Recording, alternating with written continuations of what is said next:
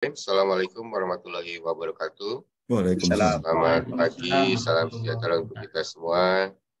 Yang saya hormati Profesor Dr. Ani Cahyadi, MPD, selaku penguji eksternal. Terima kasih atas kesediaan waktunya, Prof. Profesor Dr. Robinson Sitomorang, MPD, selaku penguji internal. Profesor Dr. Elvita, MPD, penguji internal. Usul bergabung. Profesor Dr. Muhammad Zafar, MSI, selaku penguji internal. Profesor Dr. Insinyur Arita Marini, ME, selaku kopromotor. Dan Profesor Dr. Muhammad Syarif Sumantri, MPD, selaku promotor sekaligus sekretaris sidang hari ini. Pada hari ini, kita akan melaksanakan ujian tertutup disertasi untuk Saudara Hamdan Hussein Batubara dengan nomor registrasi 9919917013 program studi Doktor Pendidikan Dasar. Judul yang akan dipertahankan oleh Promopendus adalah pengembangan model buku teks digital pada mata kuliah media pembelajaran untuk meningkatkan hasil belajar mahasiswa PGMI dan PGSD di Indonesia. Izin Bapak Ibu sekalian, pelaksanaan ujian tertutup ini kita mulai dengan membacakan basmalah. Bismillahirrahmanirrahim. Baik, Saudara Hamdan Hussein Batubara, apakah saudara sudah siap untuk diuji pagi ini? Siap, Prof. Siap. Baik, saudara silakan presentasikan disertasi secara singkat maksimal 20 menit.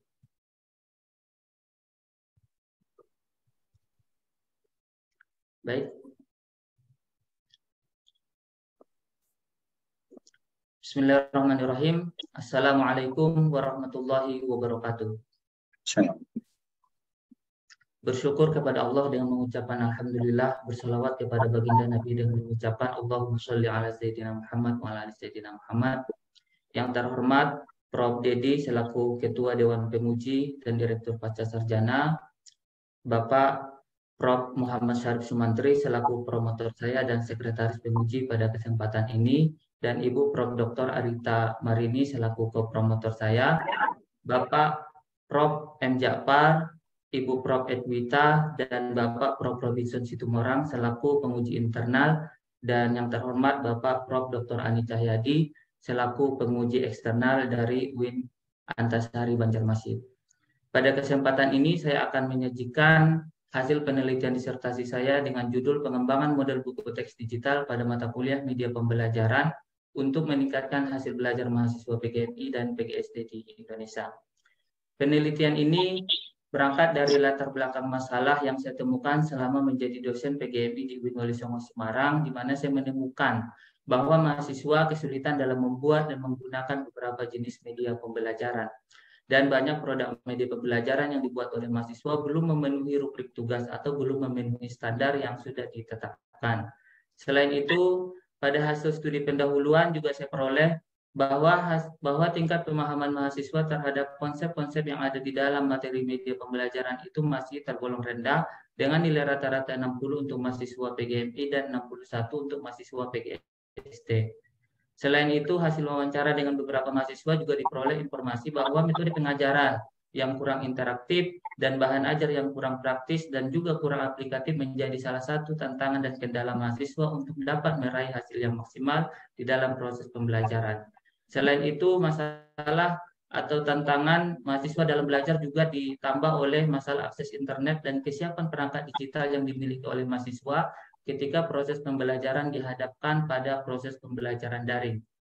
Dan hasil wawancara saya juga menunjukkan bahwa mahasiswa menyukai buku teks digital yang dilengkapi video tutorial dan kuis interaktif. Dan berdasarkan hasil studi literatur juga menunjukkan bahwa ada banyak sekali keunggulan dari buku teks digital dibandingkan buku cetak, dan juga sesuai dengan kondisi psikologis mahasiswa generasi Z selaku pengguna aktif perangkat digital.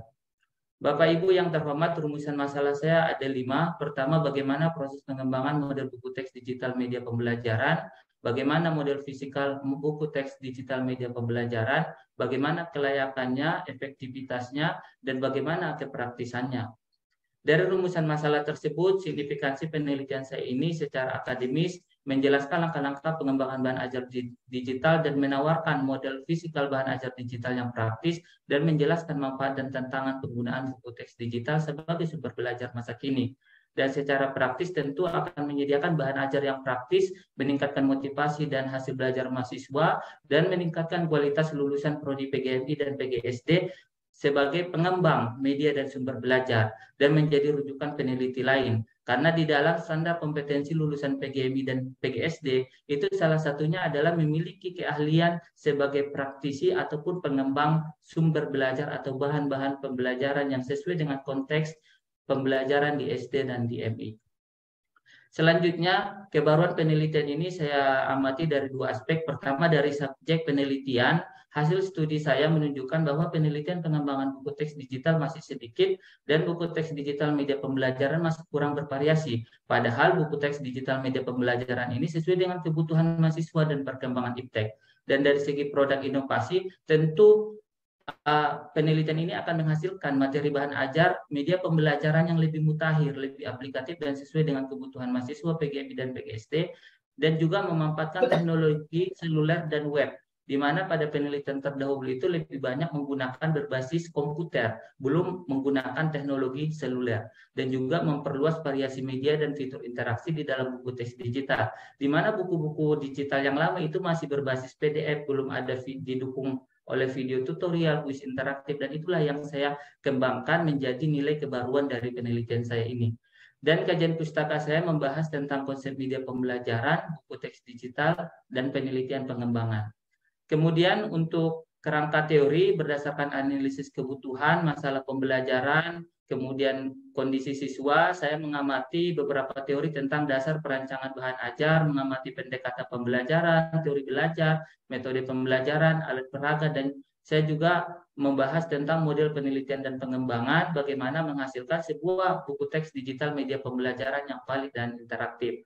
Dan jenis waktu, tempat, dan sampel penelitian ini dilaksanakan dari bulan Juli 2021 sampai November 2022, di mana di dalamnya secara garis besar ada analisis kebutuhan, ada validasi ahli, dan ada uji coba sebanyak 3 kali. Dan tempat uji coba ini bertempat di UIN Wali Songo Semarang dan PGSD Universitas Negeri Jakarta, dan dilakukan secara daring. Bapak Ibu yang terhormat, desain penelitian ini mengadopsi model Dig and Carry, di mana 10 langkah di dalam model Dig and Carry ini saya modifikasi dan sesuaikan dengan kebutuhan pengembangan model buku teks digital media pembelajaran, sehingga menghasilkan 12 langkah, yaitu mengidentifikasi CPL dan sub-CPL MK media pembelajaran, menganalisis karakteristik dan hasil belajar mahasiswa, menganalisis ketersediaan bahan ajar yang dibutuhkan mahasiswa, merumuskan indikator sub-CPL MK media pembelajaran, kemudian merancang instrumen penilaiannya, merancang strategi pembelajaran dan RPS-nya, kemudian merancang isi buku teks digital media pembelajaran, kemudian draft tersebut divalidasi oleh ahli dengan melibatkan 6 validator ahli, lalu diuji coba pada 3 orang pada uji coba 1-1, lalu diuji coba pada kelompok kecil dengan melibatkan 12 orang, dan pada setiap uji coba ini dilakukan revisi. Dan yang terakhir diuji coba pada 120 mahasiswa PGMI dan PGSD, sehingga menghasilkan sebuah hasil penelitian dan produk final yang dapat disebarluaskan. Instrumen dan analisa data saya, pertama ada angket analisis kebutuhan, angket uji validitas, tes uji efektivitas, dan angket uji kepraktisan. Angket tersebut saya adopsi dan modifikasi dari literatur yang kredibel, kemudian juga saya cek validitas dan reliabilitasnya sebelum digunakan. Selain itu saya juga menggunakan pedoman wawancara untuk melakukan pendalaman terhadap hasil penelitian tersebut terhadap manfaat dan tantangan penggunaan buku teks. Dari instrumen ini saya melakukan analisis data deskriptif kuantitatif, deskriptif kualitatif, uji N-gen, dan uji T. Bapak Ibu yang terhormat, hasil penelitian ini pertama analisis masalah pembelajaran, menunjukkan bahwa pemahaman mahasiswa terhadap konsep-konsep media pembelajaran tergolong rendah dilihat dari nilai rata-rata mahasiswa. Dan mahasiswa PGMI dan PGSD, meskipun mereka adalah generasi Z, mereka juga masih memerlukan bimbingan yang mengarahkan mereka untuk menggunakan perangkat digital dengan baik dan secara kritis, bukan hanya untuk hiburan saja. Dan perkuliahan media pembelajaran juga harus interaktif, banyak praktik, berbasis proyek, dan didukung dengan video tutorial agar mahasiswa dapat belajar secara maksimal. Tingkat penguasaan mahasiswa terhadap materi MK media pembelajaran berdasarkan hasil tes kognitif yang saya lakukan, itu mereka sudah memahami atau memiliki pemahaman yang baik di bidang klasifikasi media pembelajaran dan video pembelajaran.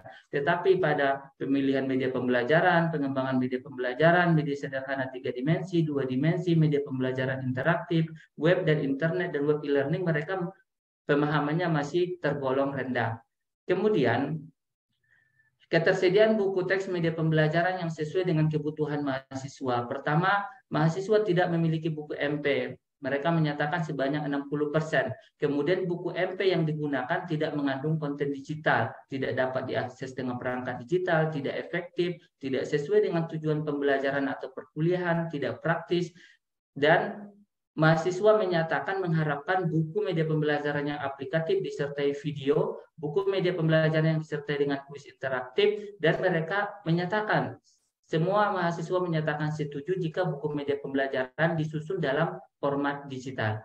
Bapak Ibu yang terhormat, model konseptual buku teks digital media pembelajaran yang saya kembangkan terdiri dari 39 indikator sub CPL, 9 jenis tugas proyek, 90 soal kuis latihan menggunakan kuis interaktif, dan menerapkan metode EPJBL dan disusun dalam bentuk RPS.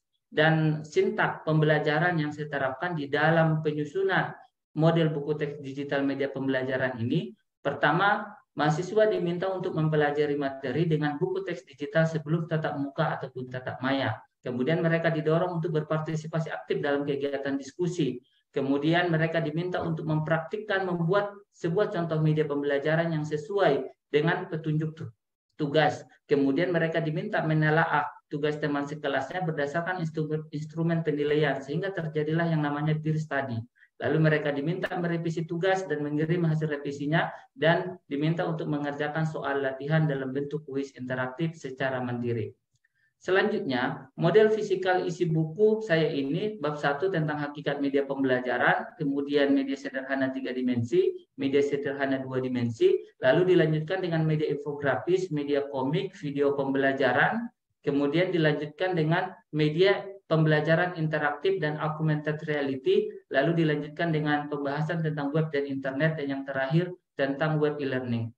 Keterkaitan materi buku teks digital yang saya kembangkan dengan PGMI dan PGSD dapat dilihat pada contoh-contoh produk media pembelajarannya, contoh langkah-langkah pembuatannya, dan tugas membuat media pembelajaran. Selalu saya kaitkan fokusnya adalah pada bentuk-bentuk media pembelajaran yang sesuai dengan konteks pembelajaran di jenjang sekolah dasar.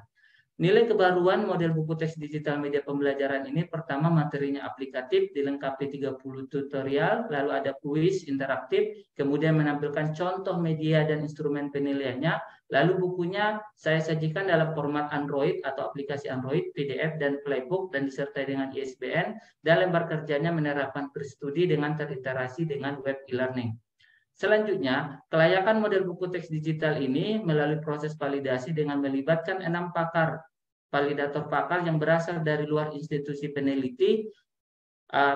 Para pakar ini telah memberikan masukan yang sangat membangun untuk meningkatkan kualitas produk saya, dan semua masukan telah peneliti tindak lanjuti. Dan hasil penilaian para validator menunjukkan bahwa validitas bahan ajar yang peneliti kembangkan berada pada kategori tingkat kelayakan yang sangat baik.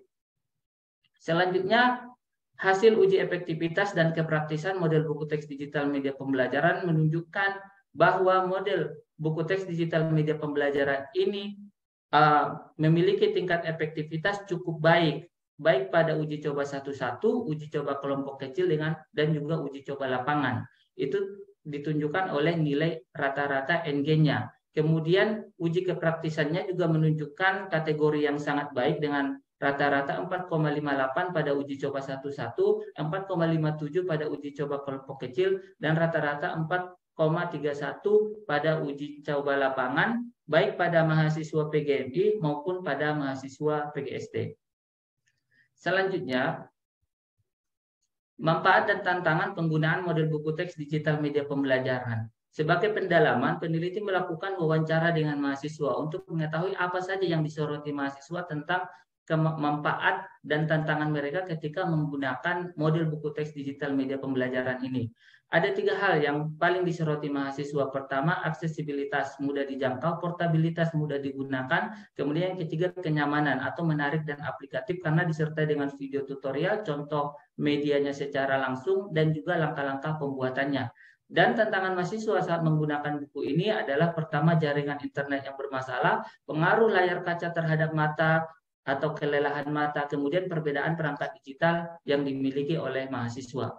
Selanjutnya, Bapak Ibu Dewan Penguji yang terhormat, model buku teks digital media pembelajaran ini telah peneliti sebarluaskan. Pertama, menerbitkan artikel di jurnal Scopus. Kedua, kemudian peneliti sebarluaskan melalui web blog yang sudah dilihat 1.690 views. Kemudian juga peneliti terbitkan di Google Play Store dan juga Google Playbook, bisa diakses secara gratis. Kemudian juga peneliti terbitkan menggunakan ISBN dan dipublikasikan di web penerbit Gerahaya Edu. Kemudian juga di ResearchGate sudah dibaca 319 orang. Kemudian video-video yang terkandung di dalam buku tersebut juga diupload di channel YouTube peneliti sendiri yang sudah memiliki subscriber sebanyak 3.988 subscriber. Dan juga peneliti membagikannya melalui grup WhatsApp Asosiasi Dosen PGMI dan Asosiasi Dosen PGSD. Dan juga peneliti telah menguji cobakannya pada mahasiswa UIN Wali Songo, mahasiswa Universitas Negeri Jakarta, mahasiswa Universitas Pendidikan Indonesia, dan juga telah disebarluaskan oleh rekan-rekan peneliti di berbagai universitas yang lain. Bapak Ibu yang terhormat, temuan penelitian ini pertama telah menghasilkan model buku teks digital media pembelajaran yang layak, efektif, dan praktis, serta memiliki kebaruan dari aspek materi, format media, dan fitur interaksinya. Dan model Dick and Carey telah terbukti efektif dalam memandu proses penelitian ini. Dan penelitian ini tentu memperkuat penelitian sebelumnya yang menjelaskan bahwa laju penerimaan mahasiswa terhadap model buku teks digital itu ditentukan oleh kualitas desainnya, dan mendukung hasil penelitian yang menyatakan bahwa pengembangan materi dan media buku teks digital terbukti efektif dalam meningkatkan hasil belajar mahasiswa. Dan yang terakhir, menambah hasil penelitian sebelumnya tentang persepsi positif mahasiswa terhadap kepraktisan, manfaat, dan tantangan penggunaan buku teks digital. Implikasi dari hasil temuan ini secara teoritis tentu model buku teks digital media pembelajaran yang dipersepsikan secara praktis terbukti efektif dalam meningkatkan hasil belajar mahasiswa, PGMI, dan juga PGSD. Dan sikap dan perilaku mahasiswa terhadap buku teks digital itu dipengaruhi oleh kualitas desain buku teks digital dan juga dukungan perangkat digital yang dimiliki mahasiswa. Dan implikasi praktisnya adalah buku teks digital ini telah mengatasi masalah pembelajaran seperti masalah motivasi, ketersediaan buku ajar, dan redesain strategi pembelajaran yang lebih praktis. Dan hasil penelitian ini telah terbukti dapat meningkatkan kualitas lulusan PGMI dan PGSD dalam bidang media pembelajaran. Bapak Ibu yang terhormat, demikian presentasi yang dapat saya sajikan. Terima kasih dan saya mohon kritik dan sarannya. Wallahul muwaffiq ila aqwamit thoriq. Wassalamualaikum warahmatullahi wabarakatuh. Waalaikumsalam warahmatullahi wabarakatuh. Oke, baik. Selanjutnya saudara akan diuji oleh seluruh anggota Dewan Penguji. Kami berikan kesempatan yang pertama kepada Profesor Dr. Ani Cahyadi, MPD. Silakan, Prof.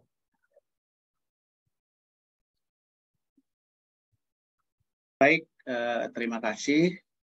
Yang saya hormati Ketua Penguji, anggota penguji, ya, Promapendus yang berbahagia. Ada beberapa yang ingin saya tanyakan, ya, kaitan dengan disertasi saudara Promapendus. Saya memang mengamati mulai dari mereview, ya, sampai kepada kelayakan. Jadi disertasi saudara sudah keseluruhan memang sudah saya baca. Tapi ada beberapa yang ingin mungkin saya tanyakan, ya, dan ini mohon penjelasan lebih luas, ya. Yang pertama, mohon saudara Promapendus jelaskan mengapa, ya, penelitian saudara ini dibutuhkan, ya. terutama untuk masyarakat ilmiah dan perguruan tinggi khususnya untuk pendidikan dasar. Silakan diberikan penjelasan. Oke, baik, Prof. Ani Cahyadi, terima kasih atas respon dan saya memberikan penghargaan yang sangat tinggi atas kesediaannya sudah membantu saya di dalam proses penelitian, mulai dari proses validasi ahli, juga mau banyak memberikan saran dan masukan sampai pada seminar sebelum seminar kelayakan seperti itu, Prof. Nah, urgensi penelitian saya ini di dalam bidang pendidikan dasar, yaitu bidang program studi saya sekarang. Nah, bila kita lihat dari profil lulusan PGMI dan juga PGSD, itu secara garis besar dari berbagai referensi yang saya baca itu selalu 3, yaitu menghasilkan mahasiswa sarjana, ya, menghasilkan sarjana, nah, yang memiliki keahlian sebagai guru kelas. Nah, kalau guru kelas berarti bisa merencanakan, melaksanakan, dan mengevaluasi pembelajaran. Kemudian yang kedua sebagai asisten peneliti atau peneliti pemula. Nah, kemudian yang ketiga adalah sebagai praktisi, yang salah satunya itu selain pengelola lembaga pendidikan juga adalah pengembang bahan ajar.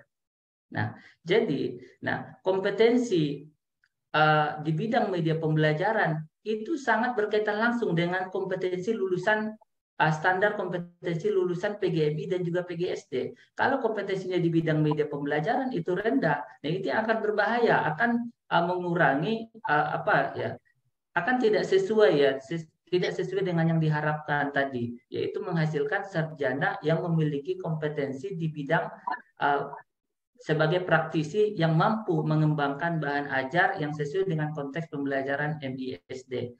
Nah, selain itu juga tentu tadi berangkat dari berbagai permasalahan yang sudah saya kemukakan sebelumnya.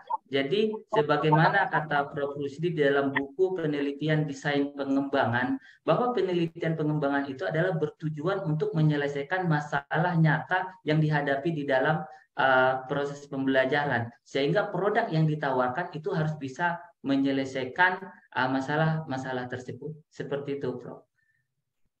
Baik, terima kasih. Kita pernah mendengar salah satu penerimaan Nobel, ya.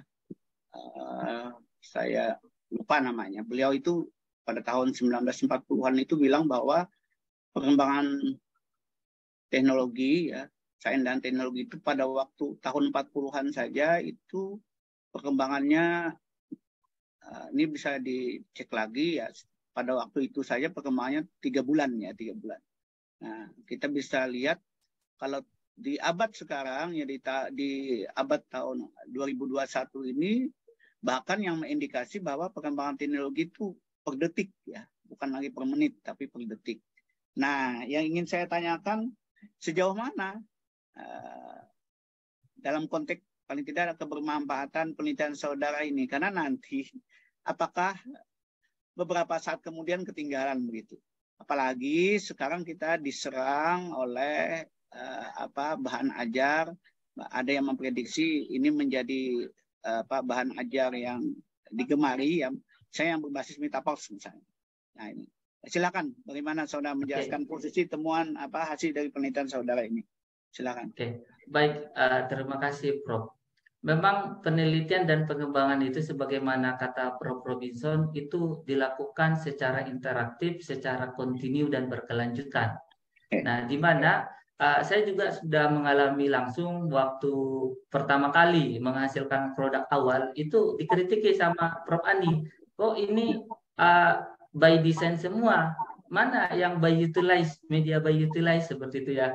Nah, akhirnya saya menambahkan bab tentang media sederhana 2 dimensi, di mana di dalamnya ada media realia. Kemudian saya juga menambahkan bab tentang media 3 dimensi seperti model dan yang lain-lain.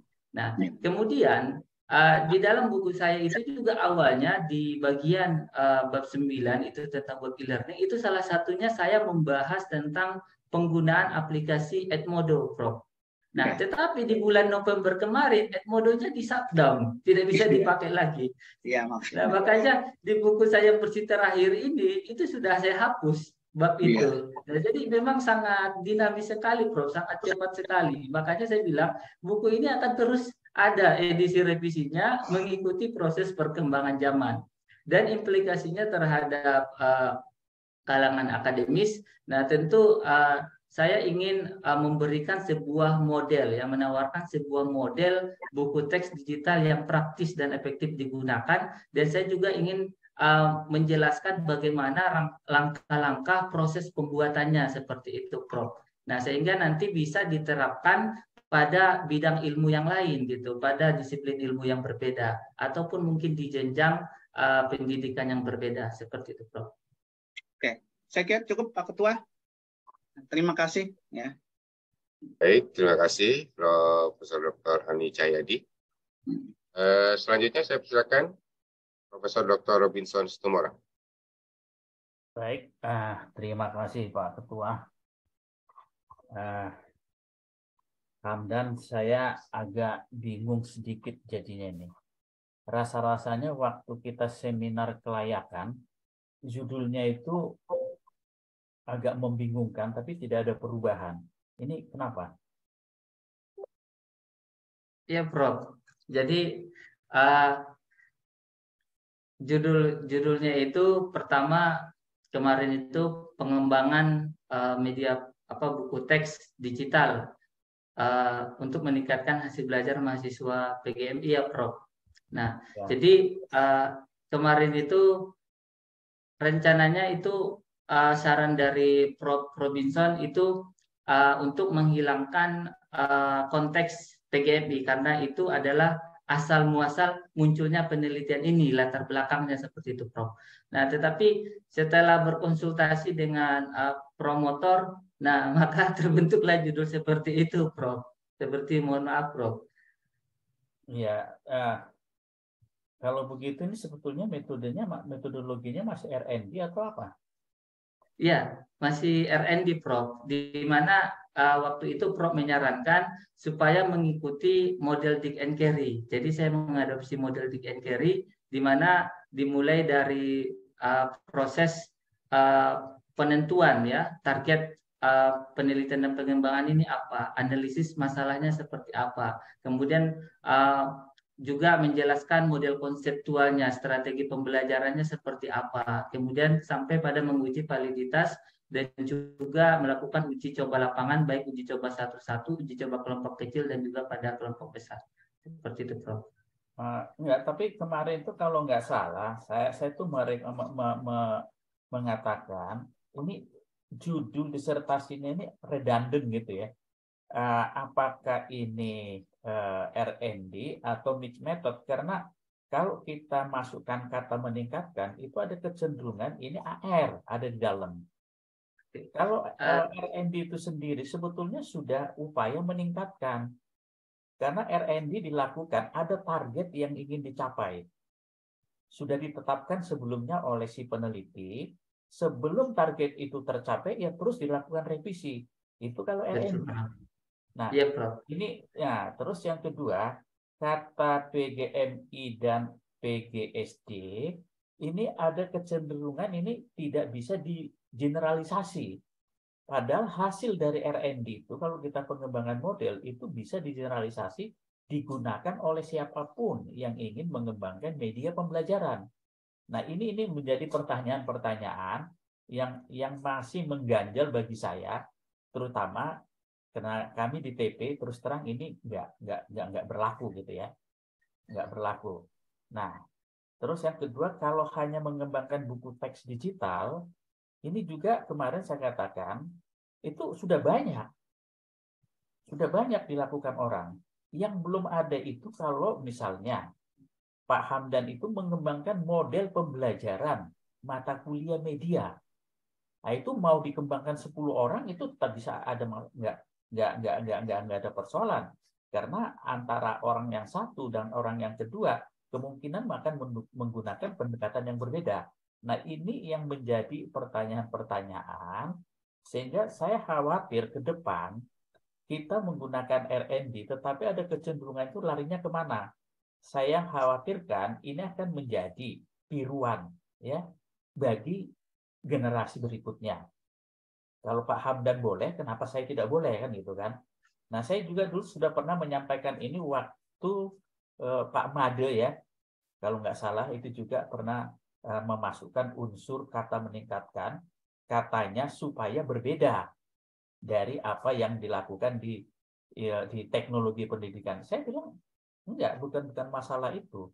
Karena apa, tanpa memasukkan kata meningkatkan pun itu sudah otomatis R&D itu untuk meningkatkan, ya, otomatis. Nah, itu yang menjadi ganjalan sampai sekarang. Oke, itu nanti mungkin bisa didiskusikan kembali ya. Terus yang kedua tadi masalah Dick and Carry. Ini juga Pak Hamdan itu nggak tegas. Ini sebetulnya kalau Pak Hamdan pernah baca bukunya Book and Goal yang ke-8 ya, itu bukan Dick and Carry, itu sebetulnya itu metodologi kalau ingin melakukan penelitian pengembangan pembelajaran. Nah, karena sintak-sintaknya itu mirip dengan Book and Goal. Kalau Book and Goal murni itu larinya ke industri. Nah, sorry. Jadi Pak Hamdan agak tegas di situ, jangan seperti ragu-ragu, ya. Tadi sepertinya mengambil ya, tapi enggak. Coba nanti dicermati lagi. Itu ya Pak Hamdan. Tolong itu dipertegas. Nah, terus sorry. Saya ngelihat ada kecenderungan seperti mixed method di dalamnya. Karena Pak Hamdan itu juga melakukan seperti hasil penelitiannya itu ya karena kita melihat hasil-hasil penelitian yang dilakukan oleh metode yang berbeda gitu ya. Jadi ada misalnya yang dari segi segala macam ya dilihat di belakang. Nah, itu saya kira ya bagus, tapi maksudnya itu kalau kita mau ngelihat indikator dari yang disebut dengan media pembelajaran itu meliputi A, B, C, D, F, G, dan seterusnya. Nah, itu harus jelas, jangan ragu-ragu gitu loh.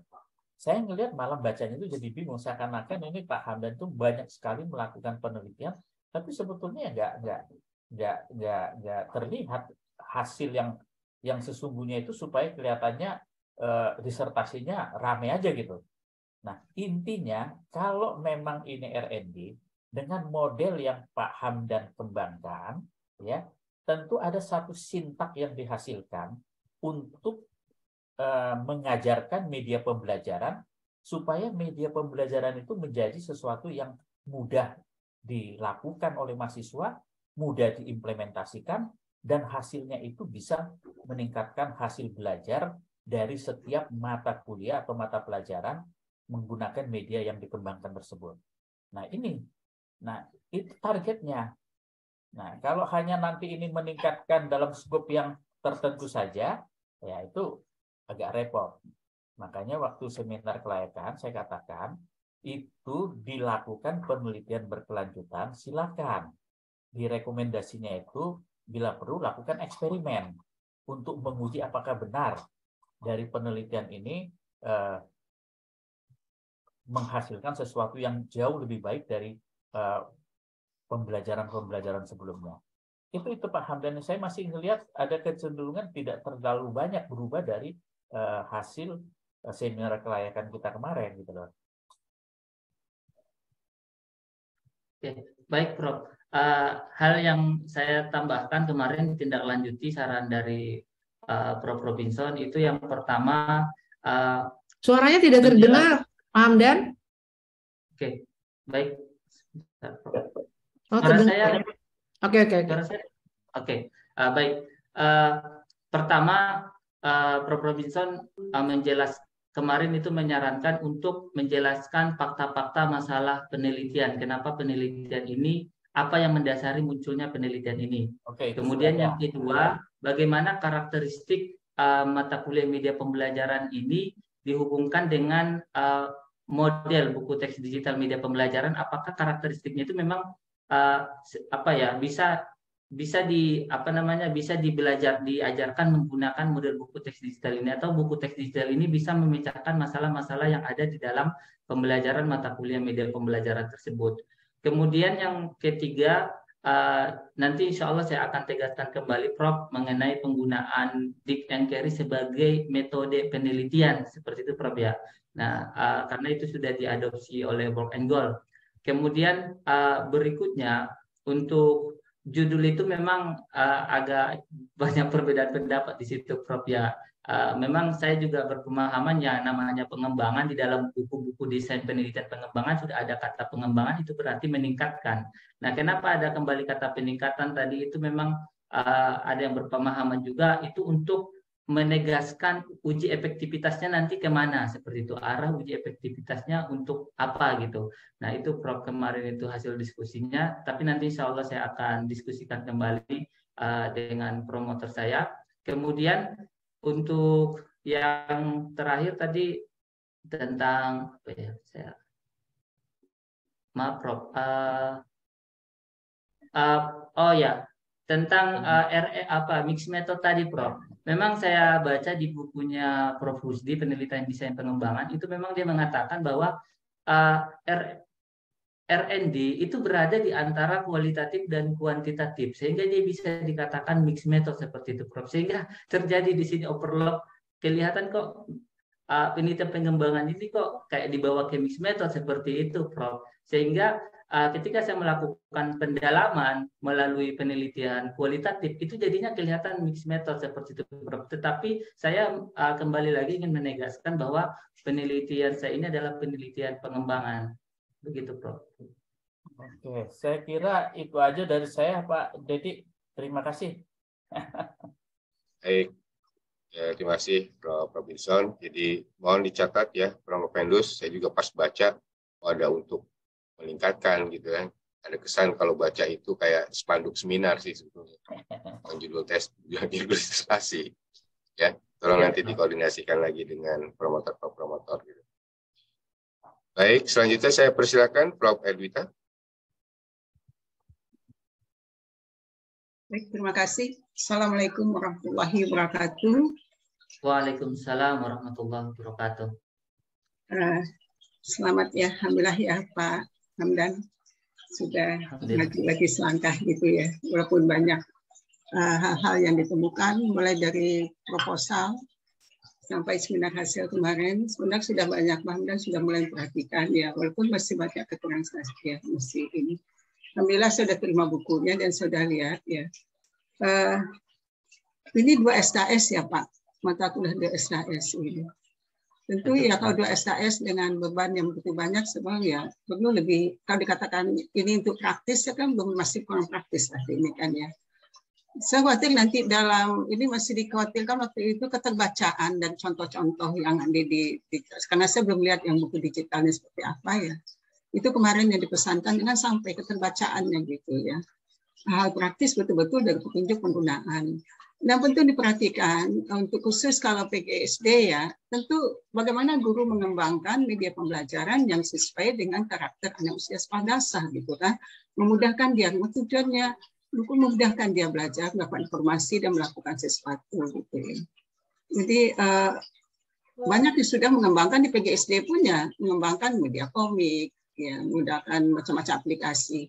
Tapi kemarin itu banyak ya seperti baru hanya menggunakan aplikasi saja, belum sampai pada pengembangan mahasiswa gitu. Ya, Pak. Nah, terus berikutnya itu juga saya lihat ini Bapak masih mengatakan tantangan terhadap tantangan terhadap jaringan internet. Itu bagaimana dengan buku Bapak ini nantinya kan? Kan buku penghitungan internet. Padahal Bapak masih mengatakan satu tantangan. Mana, ya, Prof? Ya, jadi Prof, di dalam buku digital yang saya kembangkan ini kan saya sematkan ada 30 video tutorial tentang langkah-langkah membuat berbagai jenis media pembelajaran Prof. Dan video tersebut saya upload di YouTube seperti Prof, di mana untuk mengaksesnya tentu memerlukan jaringan internet. Kemudian yang kedua, kemudian juga saya menyematkan di situ ada 10 kuis interaktif menggunakan aplikasi Quizizz sebagai latihan mahasiswa untuk meningkatkan atau mengevaluasi pemahamannya secara mandiri.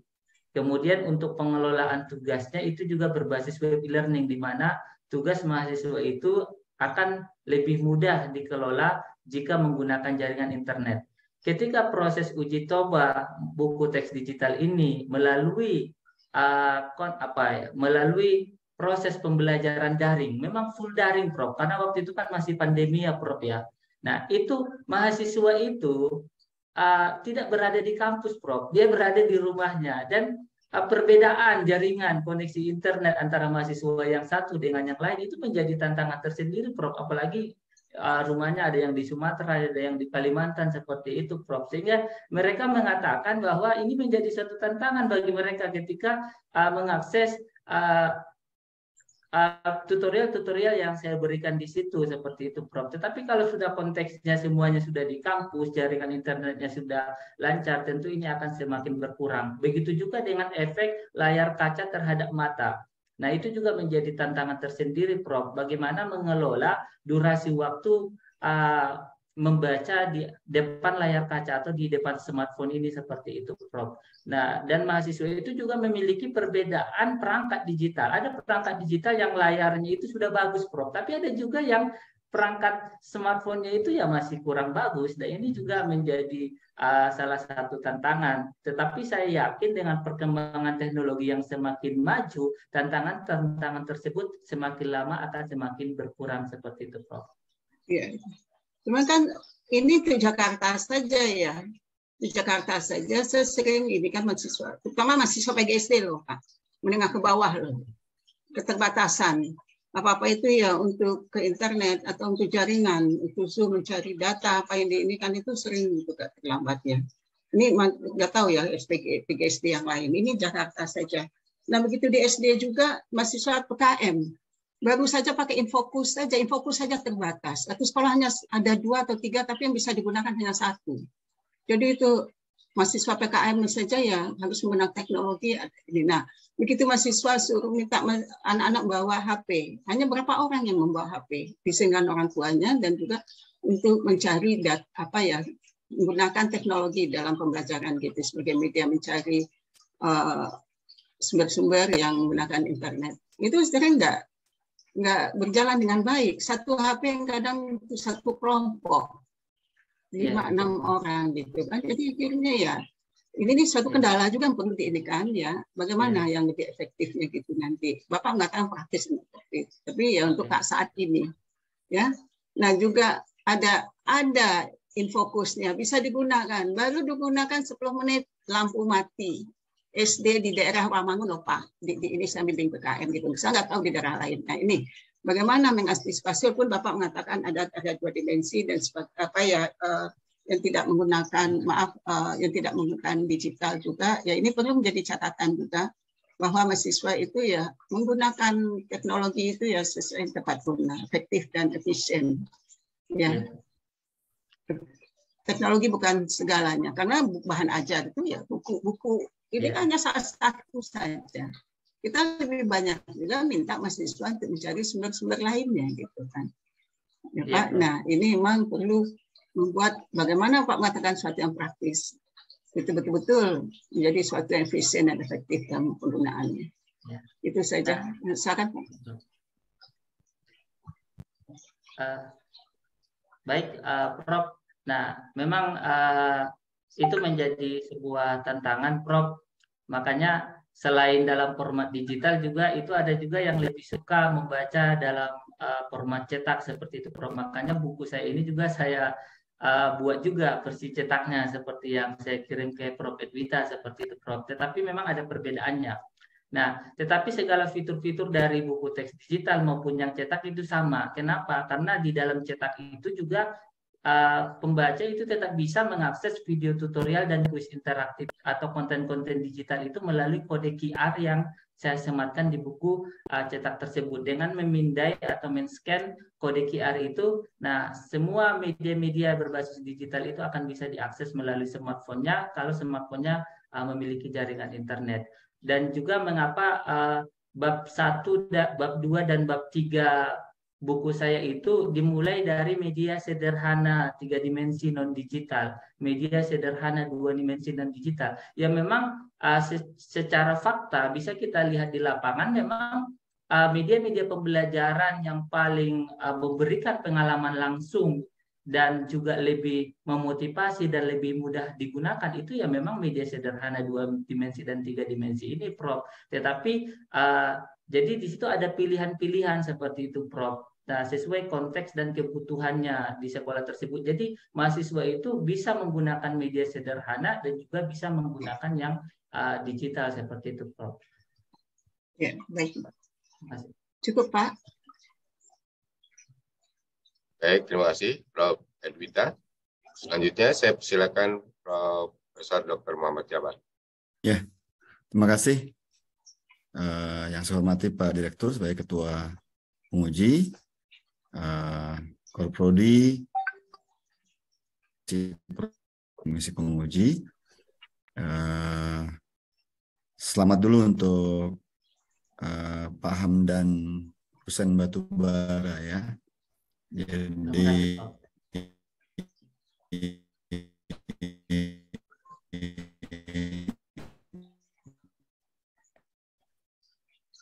orang Sumatera yang merantau ke Jawa, Semarang ya, betul Ya, ya, betul ya, betul ya. Prof. Nah, terus diuji eksternalnya dari Kalimantan. Ya, Prof. Jadi multikultural ya. Iya. Baik, saya ingin menyambung apa yang disampaikan oleh Prof. Robinson dalam konteks yang lebih teknis gitu. Pak Hamdan mendengar suara saya ya? Mendengar, Prof. Tadi Oke, baik. agak sempat jaringan sedikit, Prof. Iya memang, ya, karena anak suka begitu itu. Nah, itu ujian juga buat buku digitalnya itu. Ya, Prof. Saya ingin masuk sedikit ke teknis pengambilan data, khususnya uji ahli. Nah, di uji ahli itu kan Anda mencantumkan berapa orang itu? Ada 5 kalau tidak salah. 6, Prof. 6 ya. Ya. Saya ingin tahu posisi masing-masing, paling tidak 3 lah sebagai sampel. Ahli itu diambil dari mana? Selain Prof. Ani ya. Kalau Prof. Ani kan sudah tahu kan. Baik, Ya. terima kasih, Prof. Uji ahli yang pertama itu Prof. Yudi dari Untirta, Prof. Untirta, oke. Kemudian yang kedua Prof. Budiono itu guru besar di UIN Salatiga, Prof. Oke. Kemudian yang ketiga itu Bapak Dr. Andi Prastowo itu dari UIN Yogyakarta, Sunan Kalijaga, Prof. Baik, Kebetulan cukup. beliau Segera cukup. Saya ingin meyakinkan bahwa ahli yang Anda minta itu adalah tidak subjektif dalam melakukan penilaian terhadap karya Anda. Itu yang penting. 1 ya. Lalu yang kedua, masih teknis.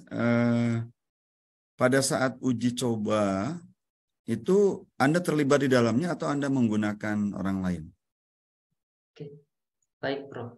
Ya. Untuk uji coba satu-satu, uji coba kelompok kecil, dan juga uji coba lapangan, saya terlibat langsung di dalamnya. Kenapa? Untuk menghindari hal-hal yang bisa mengacaukan proses penelitian tersebut, Prof. Karena penelitiannya dilakukan secara daring seperti itu, Prof. Nah, khawatirnya kalau dilakukan orang lain nanti tidak sesuai dengan skenario pembelajaran ataupun strategi pembelajaran yang saya kembangkan seperti itu, Prof. Anda lakukan sendiri ya. Itu menimbulkan pertanyaan tentang bagaimana Anda menjaga objektivitas dalam proses pengumpulan data itu. Bagaimana Anda menjaga objektivitasnya? Oke, baik, Prof. Untuk menjaga objektivitas, pertama memang di awal itu saya sampaikan kepada mahasiswa bahwa ini saya akan melaksanakan penelitian untuk menguji coba buku yang saya kembangkan. Jadi pertama saya tanyakan dulu kesediaan mahasiswanya, dan mahasiswa tidak saya tidak ditekan seperti itu, Prof. Jadi mereka berhak ingin melanjutkan atau berhak keluar dari penelitian tersebut jika memang mereka menginginkannya. Jadi saya tidak melakukan intervensi, menjaga objektivitas itu dengan tidak melakukan intervensi khusus. Apalagi penelitian pengembangan ini kan hanya pretest dan posttest saja, Prof. Melihat bagaimana model ini dapat meningkatkan dan sejauh mana peningkatannya jika dianalisis dengan uji endgame seperti itu, Prof? Kan harus diyakinkan bahwa pada saat uji apa ya, uji kecil ya, uji kelompok kecil itu pesertanya tidak dalam tekanan gitu kan? Iya, Prof. Nah, tadi Anda sampaikan itu yang mau silahkan, yang enggak silahkan gitu kan? Nah, tetapi kan relasinya, apakah Anda punya relasi kuasa terhadap mereka? Artinya Anda tuh sebetulnya berkuasa atas mahasiswa itu. Bagaimana itu? Ini kayak teorinya Sambo ini, Prof. Ini relasi kuasa. Iya, kan ada teori kuasa, relasi kuasa itu. Ya, baik. Memang teori relasi kuasa itu ada, Prof. Nah, cara saya untuk memperkecil itu pasti ada, Prof. Tapi saya mencoba untuk memperkecil teori relasi kuasa itu dengan mengatakan bahwa hasil penelitian ini tidak akan berimplikasi terhadap nilai. Ini hanya pure untuk menguji buku saya seperti itu. Oke. Begitu Berarti juga kemarin. Ada pertanyaan lanjutan nih, Pak Hamdan. Mengapa tidak menggunakan orang lain yang Anda latih? Gitu? Oke. Nah, tadi saya sampaikan. Nah, sebenarnya saya ingin menggunakan orang lain, Prof. Tetapi karena memang konteksnya ini pembelajarannya daring dan juga tadi, Prof, saya mempertimbangkan kalau orang lain yang melakukan akan butuh waktu yang lebih lama untuk melatih orang tersebut sehingga paham bagaimana desain pembelajaran yang saya rancang untuk mengajarkan buku ini seperti itu, Prof. Tetapi ya, dengan ya, Prof. Baik, terakhir tunjukkan, bisa ditunjukkan sekarang di share di forum ini apa tayangan-tayangan selintas dari buku digital itu? Siap, Prof. Ya.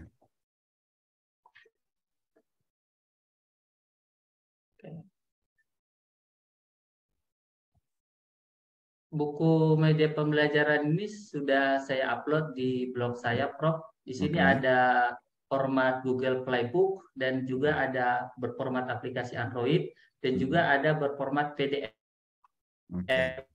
Kalau dia mau baca secara offline dan tidak ingin menginstal. Dan kalau ingin mengunduh versi cetak juga bisa dicetak seperti itu, Prof. Ini, Prof, linknya. Oke.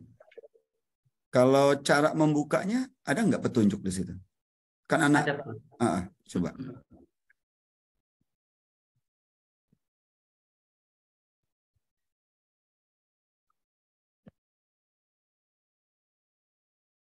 Oke.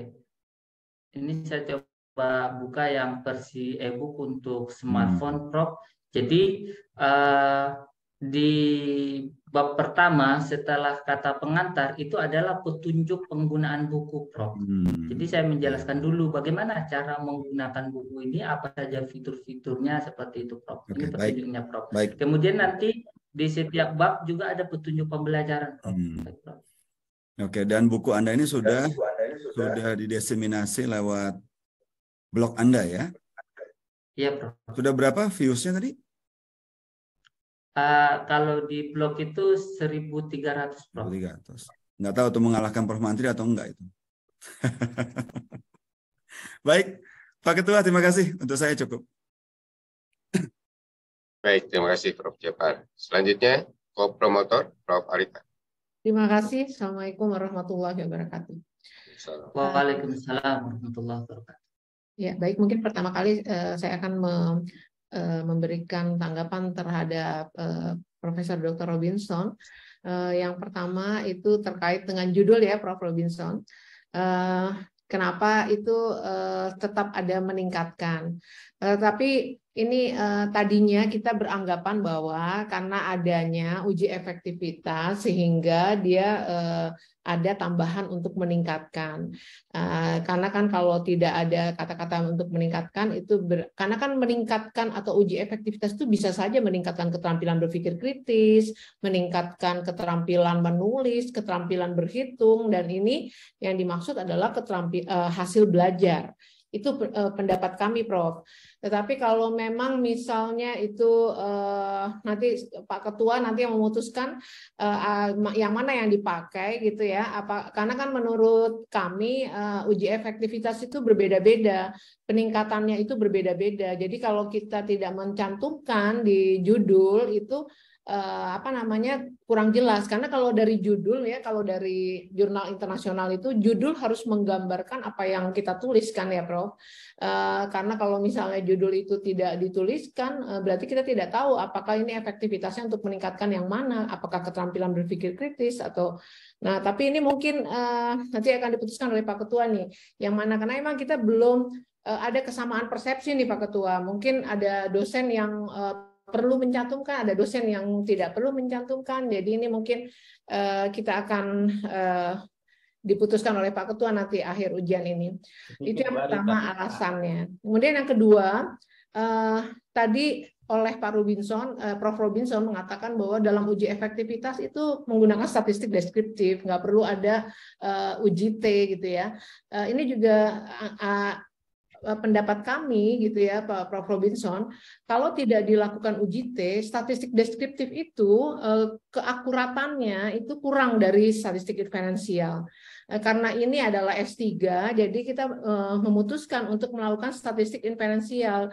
Jadi peningkatan waktu statistik deskriptif itu mengalami peningkatan belum tentu benar-benar meningkat, Prof. Apakah kita ingin mengetes benar-benar meningkat atau enggak adalah dengan menggunakan statistik inferensial. Jadi makanya itu juga pertimbangan kami menggunakan uji T tadi. Tapi mungkin nanti akan diputuskan Pak Ketua ini yang mana yang dipakai. Kemudian yang berikutnya, buku teks digital itu memang banyak ya Prof. Tapi yang dihasilkan oleh mahasiswa ini adalah buku teks untuk mata kuliah media pembelajaran, Prof. Robinson. Jadi pastinya itu uniqueness-nya itu tinggi ya. Jadi mungkin saja mata kuliah media pembelajaran ini diciptakan oleh dosen yang satu dengan yang lain mungkin akan berbeda. Tetapi tetap mengacu pada kompetensi standar. Dan CPL-nya ini CPL mahasiswa PGSD dan PGMI, Prof. Robinson. Makanya kita pertimbangkan tetap ditulis mahasiswa PGSD dan PGMI karena memang ini tidak untuk mahasiswa secara umum, karena ini mata kuliahnya adalah mata kuliah unik gitu ya, mata kuliah yang hanya ada baik di PGSD maupun PGMI. Itu pertimbangan kami. Kemudian mungkin yang lain ya, saya pertanyaan kepada Promovendus ya. Untuk abstrak ya Promovendus, mungkin di sini Promovendus harus mengemukakan dengan jelas, menyatakan kesenjangan penelitian itu adalah bukan saja jadi terkait dengan state of the art itu, Pak Hamdan. Jadi state of the art itu di mana penelitian-penelitian yang diambil dari beberapa jurnal internasional, kemudian nanti dilihat research gap-nya ada di mana terkait dengan penelitian yang dilakukan oleh Pak Hamdan gitu. Jadi di situ perlu dicantumkan di kalimat awalnya abstrak ya Pak Hamdan. Kemudian setelah itu juga perlu dimasukkan uji efektivitas, karena kan itu Pak Hamdan kan melakukan uji efektivitas di dalam abstrak tidak disebutkan, saya lihat hanya uji kepraktisan dan kelayakan saja. Karena kan kalau di jurnal internasional justru kalau kita mengembangkan produk itu yang ditanya sama dia adalah uji efektivitasnya itu gitu. Demikian dari saya. Wassalamualaikum warahmatullahi wabarakatuh. Waalaikumsalam warahmatullahi wabarakatuh. Jadi Prof. Robinson, ada yang mau diklarifikasi? Oke, sedikit ini sebetulnya dulu awalnya seperti yang disampaikan oleh Bu Arita, tapi kalau kita melakukan RND itu maka dikatakan ada uji 4 tahap. Di akhir itu adalah uji efektivitas yang melihat apakah produk atau model pembelajaran yang kita kembangkan itu mampu mencapai tujuan pembelajaran yang sedang dikembangkan itu atau tidak. Kalau belum, ya direvisi terus. Nah, uji efektivitas itu tentunya disesuaikan dengan indikator penilaian dari mata kuliah yang ada. Misalnya akan meliputi apa aja. Kalau memang di situ ada unsur afektifnya, unsur psikomotorik, unsur kognitif, itu sudah totalitas menjadi satu kesatuan. di dalam uji efektivitas dan tidak perlu diuji secara terpisah-pisah gitu loh. Nah ini, tapi ya kalau dulu kita mengatakan ini, maaf, ada seperti sindrom karena dulu para dosen pengampu mata kuliah metodologi penelitian itu kan semua orientasinya kan penelitian kuantitatif, sehingga eksperimen. Ini unsur-unsur dari eksperimen ini belum bisa hilang begitu. Jadi masih ada aja memaksakan harus ada uji T, uji dan lain sebagainya. Kalau kita melihat peningkatan dari 6 ke 7, itu nggak usah pakai uji T juga sudah pasti meningkat. Nah, kalau di AR itu kan yang sering terjadi. Nilainya 7, kemudian naik menjadi hanya 7,1 atau 7,2. Nah, ini uji T melihat apakah ini signifikan atau tidak, supaya bisa dilanjutkan ke tindakan seterusnya. Nah, itu masih ada kecenderungan yang seperti itu diintervensikan ke R&D. Nah, kita sih sampai sejauh itu tidak mengganggu hasil dari R&D itu, ya kita masih bisa mengiyakan gitu lah. Itu. Saya kira nanti mungkin Pak Direktur memutuskan ke depan, mungkin kita harus ada kesepakatan bagaimana kita melaksanakan R&D ini supaya seragam di semua program studi. Jadi jangan berbeda-beda kan gitu kan. Oke. Itu aja Pak. Terima Baik, kasih. itu sudah jadi catatan kami. Sebetulnya saya minta Prof. Yayu timnya termasuk di buku pedoman penulisan tesis dan disertasi itu tidak lengkap, saya bilang tidak ada R&D segala macam, sehingga supaya itu seragam tolong diperbaiki di buku pedoman itu supaya lebih lengkap metode-metode yang digunakan pasca UNJ. Baik, terima kasih Prof. Terima Robinson. kasih. Selanjutnya promotor Prof. Mansri. Baik, terima kasih pimpinan Prof. Dedi. Juga salam hormat kepada Dewan Penguji dan selamat kepada Pak Hamdan. Iya, pertama beberapa saran ya Pak Hamdan, saya sebelum bertanya. Jadi istilah Anda bilang saya, ya mungkin akan lebih lazim Anda katakan sebagai peneliti ya. Oke. Baik. Itu.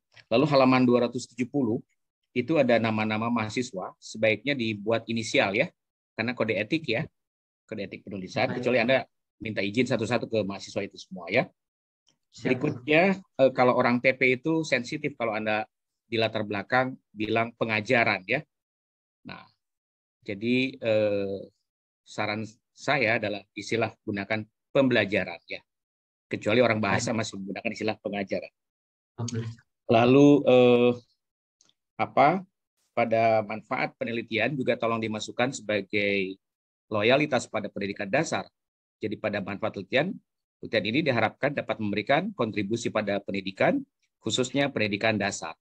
Karena supaya tidak rancu, anaknya orang TP apa pendidikan dasar ya. Nanti walaupun TP itu semua masuk ya. Oke, gitu. Nah, lalu tadi, saya sih dari angle saya ya, Pak Robinson ya, saya memang tidak terlalu mempersoalkan judul ya.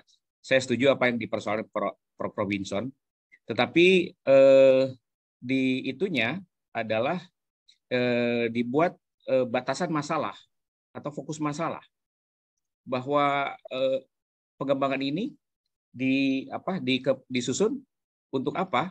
Yaitu untuk meningkatkan bla bla bla sebagainya ya. Itu termasuk juga kalau memang PGMI juga bisa dibatasi pada subjeknya PGMI. Itu kalau sudut pandang saya ya. Nah, namun memang betul ketika kita akan membuat artikel itu oleh editor, kalau kita hanya menuliskan umpamanya pengembangan buku ajar digital, itu langsung di leave out, langsung dibuang itu. Karena orang-orang tuh pragmatis, ini bikin apa, buat apa sih? Oh, untuk meningkatkan ini. Jadi untuk kepentingan jurnal saran saya harus ada unsur pragmatisnya. Buat apa sih Anda bikin barang ini? Sehingga si editor langsung bisa, oh iya, menarik. Tapi kalau untuk disertasi, Anda bisa kutak-kutik di judul, kalau sudut pandang saya. Tetapi pada fokus, pada pembatasan masalah, Anda bisa kemukakan. Ini dikembangkan untuk ini. Ya, tapi itu saran saya. Yang kedua, tadi ya tentang yang diharapkan oleh Prof. Robinson, Anda tuh harusnya mengembangkan ini dong, modelnya. Saya pikir Anda sudah buat sebetulnya. Anda tadi bicara sintak kan? Iya, Prof. Ketika membuat buku itu apa yang harus dikerjakan oleh mahasiswa? Apa step pertama apa? Pada strategi yang di Dick and Carey, apa pertama? Di PPT ada tadi. Ada. Ya, sintak penelitian pengembangannya atau sintak pembelajarannya, Prof? Sintak pembelajarannya. Oke. Untuk sintak pembelajarannya di model konseptual, bukannya PBL Anda tadi bilang ada PBL. Ke bawah lagi. PBL. Ya, ini kan. Sebetulnya Anda bikin ini seperti ini. Ini, Prof. Iya, project based learning with digital. Iya ini, kan? Prof. Sebetulnya ya ini. Nah, untuk menggunakan buku digital itu harus gunakan, pelajari materinya, Anda diskusikan, praktikan, Anda telaah, revisi baru mengerjakan. Ketika mengerjakan kan bisa mandiri atau tidak, tapi Anda fokus harus mandiri. Itu kan? Nah, ya, Prof. terserah Anda ini akan menjadi argumentasi Anda ataukah ini memang Anda kembangkan sendiri, apakah sudah given saya tidak tahu ya. Tapi itu untuk argumentasinya saya terfikirkan. Lalu berikutnya, apakah riset Anda ini sudah sempurna, Pak Hamdan? Tentu memiliki banyak keterbatasan, Prof. Oke. Sesuai yang saya sampaikan. Walaupun di sistematika R&D pasca tidak ada, Anda masukin saja keterbatasan riset bahwa tadi Anda dipersoalkan oleh Prof. Edwita. Gimana bagi orang yang orang-orang di Muara Gembong, Cabang Bungin, ya, Cidangneng, itu gimana, ya? Nah, Anda bisa tulis bahwa riset ini memiliki keterbatasan, terutama untuk akses begini-begini. Kepada peneliti lain diharapkan untuk lebih mengembangkan, karena apakah riset Anda selesai? Belum kan? Ada proses diseminasi, disempurnakan terus, ya. Itu satu. Jadi ini. Lalu untuk Prof. Jafar tadi ada, saya lihat ketika Anda melakukan uji-uji itu Anda menggunakan kuis kan? Ya, Prof. Anda menggunakan timer, pakai speed kan? Jadi intervensinya sedikit juga tuh ya.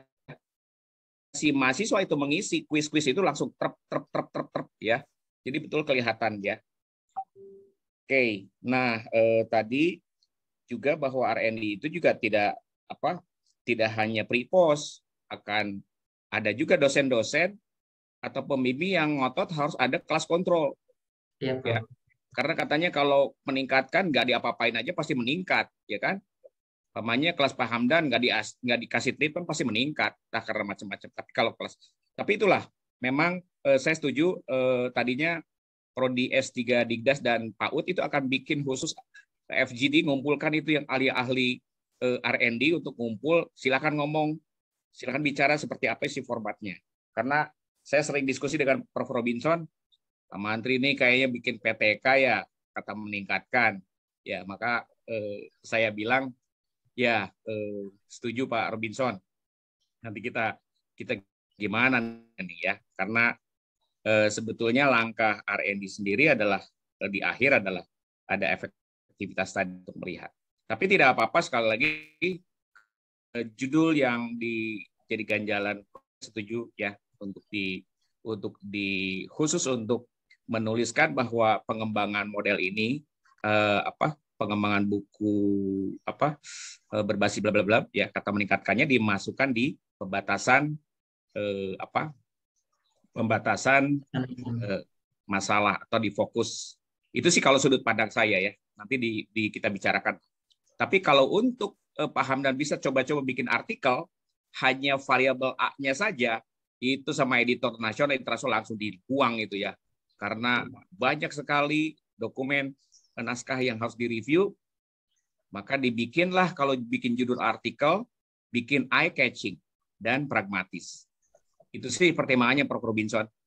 Tapi anyway, step-nya mudah-mudahan sih sudah. Terima kasih Pak Direktur. Baik, terima kasih promotor. Klarifikasi dan saran-saran untuk Promovendus ya. Semua sudah memberikan saran dan tiket Anda untuk bisa ikut ujian terbuka tergantung pada seberapa cepat Anda memperbaiki saran-saran, dan itu pun kalau hari ini Anda dinyatakan lulus sih. Karena kami belum rapat juga. Gitu ya. Baik, Promovendus. Ini, pertanyaan saya mendasar saja. Apa yang membedakan ya, teks seperti yang Anda buat tadi, yang dihasilkan oleh seorang guru tanpa dia harus meraih jenjang gelar doktor, dibandingkan dengan Anda yang capek-capek bikin tahapan pengembangan gitu kan, berapa lama risetnya, Anda habiskan waktu 5 tahun untuk bisa menghasilkan satu buku itu gitu. Apa yang membedakan? Oke. Baik, terima kasih Prof. Dedi. Jadi memang perbedaan buku yang ditulis oleh guru mungkin atau orang lain dengan buku teks yang saya kembangkan itu terletak pada risetnya, Prof. Di mana di dalam pengembangan buku ini saya berbasis riset, artinya melakukan riset yang sistematis tahap demi tahap dan melakukan proses validasi yang terus-menerus seperti itu, Prof. Proses perbaikan seperti itu dengan melibatkan banyak pihak. Kalau mungkin guru itu pihak yang dilibatkan hanya terbatas, sementara saya melibatkan stakeholder dan juga melakukan diseminasi dan revisi yang secara berkala seperti itu, Prof. Sehingga ditemukanlah inovasi-inovasi dari saran-saran perbaikan yang didapatkan dari para validator ahli, para pengguna, dan juga para mahasiswa dan dosen seperti itu, Prof. Artinya saya bisa berasumsi bahwa buku yang dihasilkan oleh guru itu karena tanpa melalui proses riset yang cukup panjang, ya berarti ala kadarnya saja ya. Itu kira-kira. Boleh nggak saya berkesimpulan seperti itu? Tidak seperti itu juga, Prof. Tidak bisa dibilang ala kadarnya. Pasti namanya guru juga ketika mengembangkan sebuah buku itu minimal ada 2 penelaah seperti itu, Prof. Sebelum buku itu bisa atau boleh disebarluaskan. Nah, jadi tentu di dalam pengembangan buku teks digital ini saya melakukan riset itu tidak hanya pada konten internal buku itu, tetapi juga pada efektivitas dan kepraktiskannya ketika diuji coba lapangan seperti itu, Prof. Kalau guru biasanya itu validitasnya internal validity. Nah, tetapi tidak hanya berhenti di situ, tetapi juga uji lapangan. Artinya begini, dalam ranah keilmuan, ketika kita kan Anda itu kan level 9 KKMI ya, mampu melakukan penelitian untuk menemukan teori baru atau menemukan model baru gitu. Tapi yang dilupakan oleh mahasiswa, sebuah teori baru itu harus disertai asumsi bahwa ini akan berhasil kalau bla bla bla bla bla. Ini akan berhasil kalau bla bla bla. Ini yang seringkali teman-teman mahasiswa itu lupa gitu. Dia pikirnya apa yang dihasilkan itu pasti diserap oleh pemanfaat penelitian Anda gitu kan. Kalau tidak dikatakan sebagai asumsi, ya Anda berangkat dari keterbatasan penelitian sehingga orang tidak main tabrak saja. Gitu. Paham ya? Ya, oleh karena itu tidak ada penelitian yang sempurna karena tadi teori yang baru akan dikembangkan oleh teori baru berikutnya ya, atas dasar keterbatasan maupun asumsi yang dibangun bahwa model ini akan bisa berlaku efektif kalau bla bla bla bla. Itu akan menjawab pertanyaannya Prof. Evita, bagaimana anak SD di Merauke yang untuk nyari sinyal aja dia harus manjat pohon kelapa misalkan. Kapan dia belajarnya kan? Ya, Indonesia ini beragam sehingga kebermanfaatan penelitian itu sangat dirasakan. Itu hal sebetulnya Anda itu kan sebetulnya dibiayai oleh Kemenak ya. Tidak ada rekomendasi untuk Kemenak tuh. Saya baca di hasil penelitian di disertasi Anda. Karena saya tahu sendiri Kemenak itu kan birokrasinya sangat kuat sekali, sehingga buku apapun kalau tanpa rekomendasi mereka akan digunakan. Nah ini kan untuk kepentingan diseminasi yang lebih luas lagi ya dari hasil penelitian. Siap. Itu aja. Dan tunjukkan ke Kemenak bahwa ini hasil Anda itu memang benar-benar bagus, jadi layak lah. Saya bingung juga ada informasi Kemenak nggak mau lagi kirim mahasiswanya ke pasca UNJ gitu, padahal produk-produk yang dihasilkan oleh mahasiswa yang atas biaya beasiswanya Kemenak itu bagus-bagus menurut saya gitu. Nah, pertanyaan saya, ini jangan-jangan anak mahasiswa itu yang sudah lulus lupa untuk menyerahkan produk-produknya itu ke Kemenak. Jadi Kemenak merasa saya udah ngebiayain mereka tuh, mereka hilang begitu saja tanpa meninggalkan secuil apapun, bekas-bekas apa istilahnya hasil-hasil produk penelitian. Bisa jadi itu. Mengapa Kemenak akhirnya udah jangan ngirim ke UNJ, kirim aja ke pasarnya win-win seluruh Indonesia gitu kan. Nah, ini kan nggak bagus buat lembaga kami. Padahal kami melakukan apa yang menurut kami sudah benar. Itu saran saya. Baik, untuk mengambil kesimpulan terkait hasil ujian tertutup pagi ini, kami seluruh anggota Dewan Penguji akan merapatkan hasilnya, diskusikan hasilnya, dan mohon Mbak Sani breakout room-kan Promovendus. Baik, Prof. Izin saya pindahkan ke breakout. Bapak Ibu, mohon diklik join. Satu aja sebetulnya. Yang Promovendus.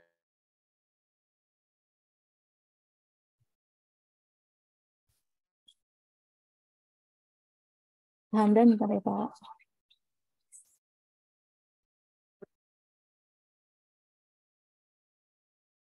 Baik, Promovendus sudah bergabung dengan kami? Iya, Prof. Sudah, Prof. Oke. Kita buka kembali pelaksanaan ujian tertutup setelah tadi skorsing untuk memberikan kesempatan kepada seluruh anggota Dewan Penguji berdiskusi. Dan setelah kami berdiskusi, kami memutuskan dengan berbagai pertimbangan bahwa Promovendus Hamdan Hussein Batubara dinyatakan lulus ujian tertutup nanti ini dengan nilai 88,46, artinya A, dan Anda diperkenankan untuk mengikuti atau daftar ujian terbuka dengan catatan bahwa perbaikan-perbaikan yang tadi selama ujian tertutup ini dimintakan oleh penguji harus benar-benar Anda perbaiki, ya. Perlu diingat bahwa ujian terbuka tidak boleh ada lagi kesalahan meskipun itu hanya satu kata, karena akan disaksikan oleh masyarakat umum. Baik. Demikian yang bisa saya sampaikan. Terima kasih kepada seluruh anggota Dewan Penguji, Prof. Dr. Ani Cahyadi, MPD, Prof. Robinson Situmorang, Prof. Erika, Prof. Jafar, promotor, Prof. Sumantri, promotor, Prof. Arita, dan teman-teman admin. Selamat untuk Hamdan Hussein Batubara. Dan dengan mengucapkan alhamdulillah kita tutup ujian disertasi atas nama Hamdan Hussein Batubara. Dari Tauhidiyah, assalamualaikum warahmatullahi wabarakatuh. Waalaikumsalam. Waalaikumsalam. Selamat Pak Hamdan. Terima kasih Pak Direktur semuanya. Terima kasih banyak Prof. Jafar. Terima kasih Ya, banyak selamat, Prof. Sumantri. Ya, mohon izin. Terima kasih. Nanti dulu, foto dulu, Sani. Oh ya, foto Ya, dulu. Prof. Oh, iya. Ya, Foto dulu. Bapak Ibu, Terima kasih Pak Cahyadi sudah membantu kami. Ya, Robinson. dokumentasi dulu. Terima kasih banyak Prof. Robinson. Ya, 1, 2, 3. Lagi 1, 2, 3. Terima kasih, Prof. Ya, izin. Izin. Terima kasih. Bu. Izin. Ada sesi kedua ya? Ya, sesi kedua. Oke. Oke. Terima kasih banyak Prof. Edwita, Prof. Dedi, dan para penguji, Prof. Bu Rizky. Terima kasih. Assalamualaikum warahmatullahi wabarakatuh. Waalaikumsalam.